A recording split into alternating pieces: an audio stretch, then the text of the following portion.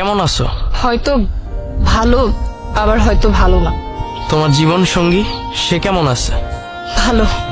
সে কি আমার মতোই তোমাকে কেয়ার করে? বাদ দাও না এইসব কথা।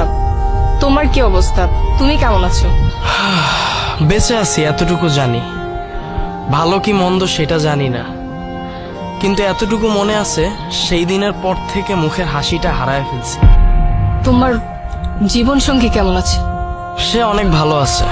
সে সবসময় আমাকে আগলায় রাখতে চায়, তার বুকে ঠাঁই দিতে চায়, কিন্তু প্রকৃতি আমাকে তাকে সুখে রাখার শক্তি দেয়নি। তবুও সে আমাকে অনেক ভালোবাসে। একটা মেয়ের ডিভোর্সের পরে তার সব থেকে বড় শত্রুকে জানো? তার নিজের পরিবার, তারপর সমাজ, তারপর সে নিজেই। এখন তো নিজেকেই নিজের সব থেকে বড় শত্রু মনে হয়। তোমার কাছ থেকে চলে আসার পর থেকে হাসি মুখে দুমুঠো ভাত গলা দিয়ে নামিনি, আর নামাতেও পারিনি। কেন? যার কাছে গেছিলা, যে তোমাকে আমার থেকেও বেশি ভালোবাসা দিছিল, তার ঘরে উঠো নাই? আসলে ও একটা প্রতারক ছিল, বিভিন্ন মেয়েদের সাথে প্রেম করত, আর মেয়েদের সাথে প্রেম করে শারীরিক সম্পর্ক করাটাই ওর নেশা ছিল। ও একটা ফালতু ছেলে। ওর প্ররোচনায় পড়ে আমার সুন্দর সংসারটা নষ্ট হয়ে গেল। ও, রায়হানের কি খবর? ও কেমন আছে? ওরা তো আমার কাছ থেকে ছিনায় নিয়ে গেছিল। ওর কি মনে পড়ে আমার কথা? ভালো আছে, হ্যাঁ, তবে মাঝে মধ্যে বলে বাবা আসবে না। তখন তুমি কি বলো? বাদ দাও এসব কথা। তুমি তো আমাকে সময় দিতে না। আমি ভাবতাম তুমি মনে হয় আমাকে ভালোবাসো না, অন্য কারোর সাথে তোমার সম্পর্ক আছে। তুমি তো আমাকে বিকালে নিয়ে ঘুরতেও যেতে না। আমার তখন মনে হতো যে তুমি হয়তোবা আমাকে সময় দিতে চাচ্ছ না। আমি কতটা নির্বোধ ছিলাম। আমি যদি বুঝতে পারতাম যে তুমি আমার সুখের জন্য এতটা কষ্ট করতেছো, নিজের সুখ বিসর্জন দিয়ে কাজ করতেছো, কিন্তু আমি তা বুঝিনি। আমি সবসময় নিজের কথা চিন্তা করছি। আমার তখন নিজেকে অনেক একা একা মনে হতো। একাকিত্ব কাটানোর জন্য কি করব কিছুই বুঝতে পারতাম না। ঠিক সেই সময় ও আমাকে মেসেজ করতো।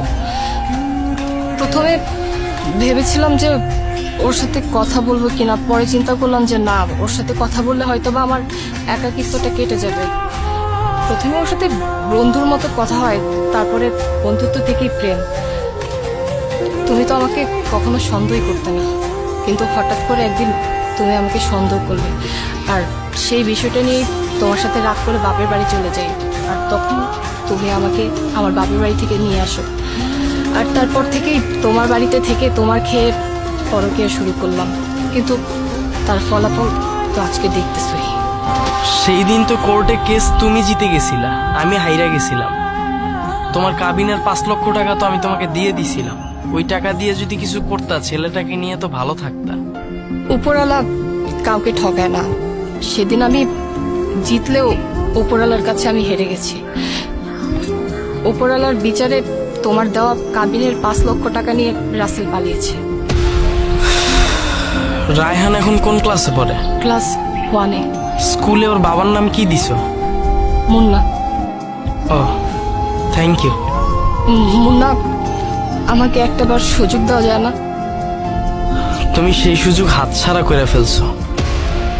মনে পড়ে সেই দিনের কথা? আমি তোমার পা পর্যন্ত ধরছিলাম আর বলছিলাম রাসেলকে তুমি ভুইলা যাও। আমি তোমাদেরকে একসাথে একটা রুমেও দেখছি, কোনো রিয়েক্ট না করে তোমাকে বলছি আমি সব ভুইলা যাব, তাও তুমি আমার কাছে চলে আসো। আমি যখন রাসেলকে হুঁশিয়ার করলাম, তোমরা আমাকে মারার প্ল্যান করলা। শেষমেশ আমার উপর নারী নির্যাতনের মামলা দিয়ে কোর্টে উঠায় অপমান করলা। আর এখন তো আমি বিবাহিত, এই সুযোগ আর নাই। যদি পারো আমাকে ক্ষমা করে দিও। ক্ষমা করে দিছি তোমাকে অনেক আগেই। তোমার উপর আমার রাগও নাই, অভিমানও নাই। আসলে এটা আমার ভাগ্যে ছিল তো। আচ্ছা ঠিক আছে, আমি তাহলে আসি। আমার অনেক দেরি হয়ে যাচ্ছে, কারণ আমার পরিবারের মানুষরা তো এখন আর আমাকে তাদের মেয়ে মনে করে না। আবার দেরি করে গেলে অনেক কথা শোনাবে। ঠিক আছে, ভালো থেকো। আর রায়হানের খেয়াল রেখো।